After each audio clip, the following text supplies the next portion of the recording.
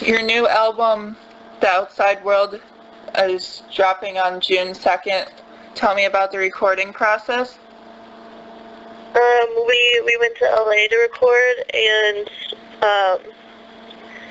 we did pre-production first, and it was really annoying because we never did pre-production before, so we were like trying to write as many songs as we could, but it was really hard with like a bunch of shit that was happening to all of us. Like Brandon's girlfriend broke up with him, and like we were all getting bronchitis and shit, and it was just like really hard to write. But it's like a lot heavier, I guess. It's like heavier, but still like poppy and stuff, and it's darker still. Dave Aguilera produced your album. What was it like working with him? Well, he's actually our manager, so it was really easy.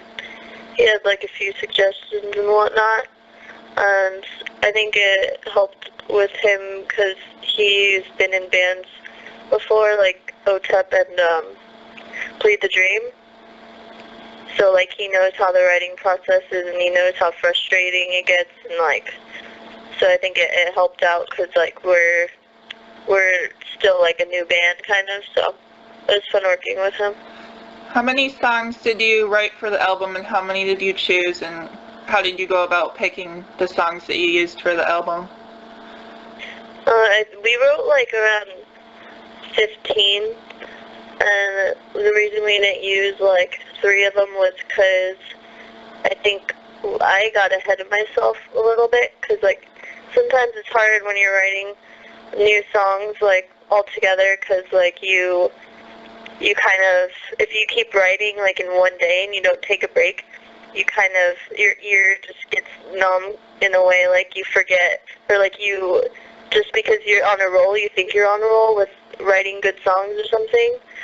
Sometimes you'll write something and then you hear it the next day and you're like, what was I writing? That sounds stupid. That doesn't even sound like us. So like, I don't know. I guess we had to like choose the songs that sound the most like us, I guess. Like our sound. I don't know how to explain that. What was your favorite song to record and why? The World Outside was my favorite because like it was a song after I was trying to finish this one song and I was getting really frustrated, and everyone was trying to help me write it, which I like having space when I write. So I couldn't finish it, and Brandon started playing like this keyboard part that he wrote while he was inside the house, because we recorded at like a house that had a studio in the backyard or whatever. And I just, like, a melody came to my head, and like I don't know how it happened, but like we just wrote the whole song like in an hour, just out of me being really frustrated about like how I feel like I'm changing into this person that I tried to I'm like, I don't know, I guess the song is like about how I've always wanted to be this one type of person, and like I feel like the career I'm pursuing, it's kind of taking a toll on me, and it's changing me, and I'm turning into like this person I never wanted to be. So it was like a really personal song to me, and I think that's why it was one of my favorites, because it was like personal and emotional and stuff.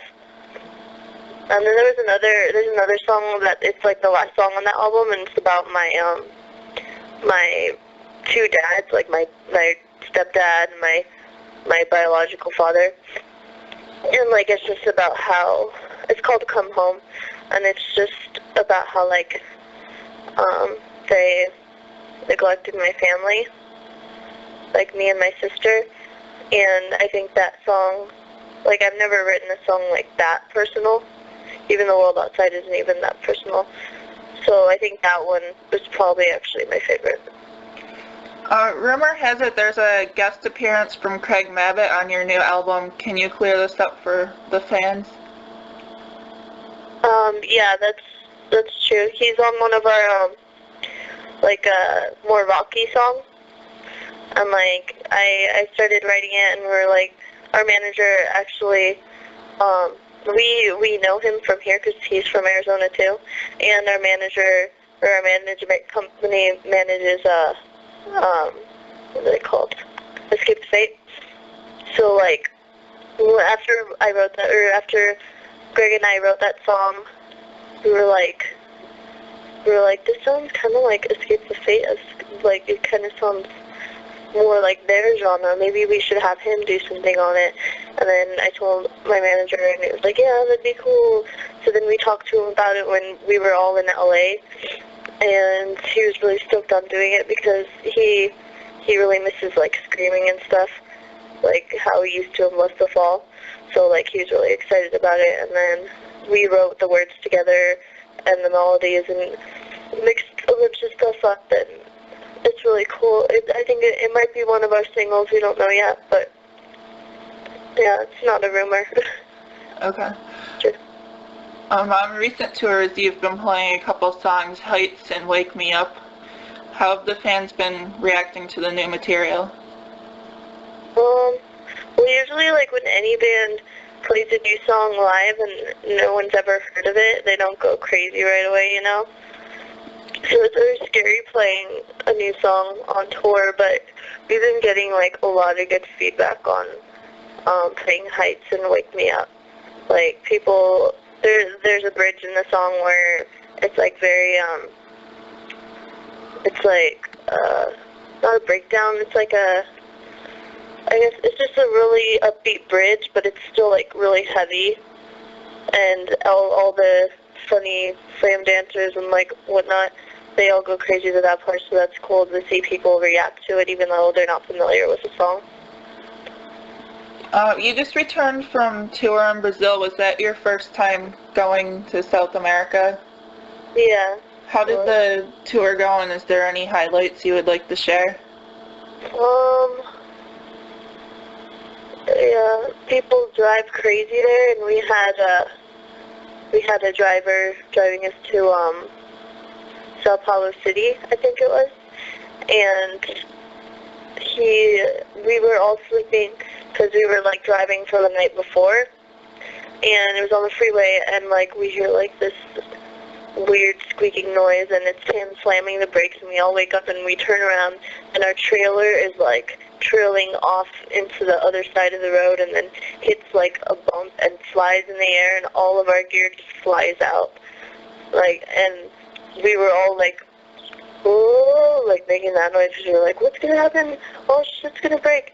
And like, luckily nothing broke, but it was really scary, because that could have just fucked us over, because like, if I had a dream the night before that my guitar broke, so I was like thinking, oh my god, if this happens, I'm gonna fucking shoot someone.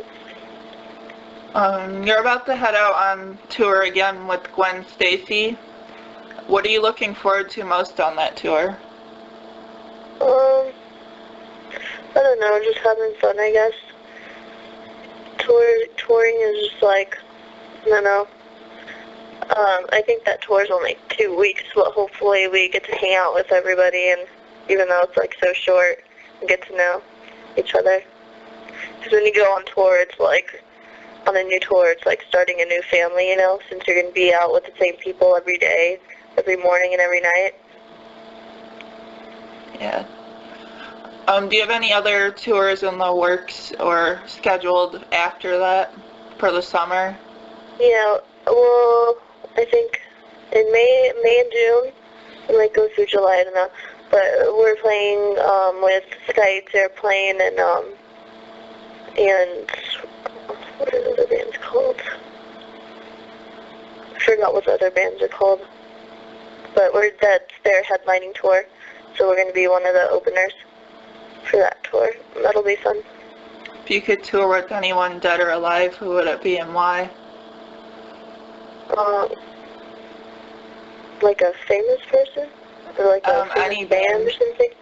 I don't know. Probably Nirvana. That would be cool. Kurt Cobain is like my hero, and I'm obsessed with him.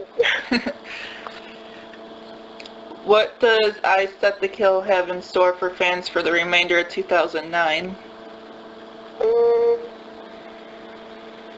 don't don't know, just putting out this album and hopefully everyone liking the new stuff, because it's definitely, like, our second single is definitely different.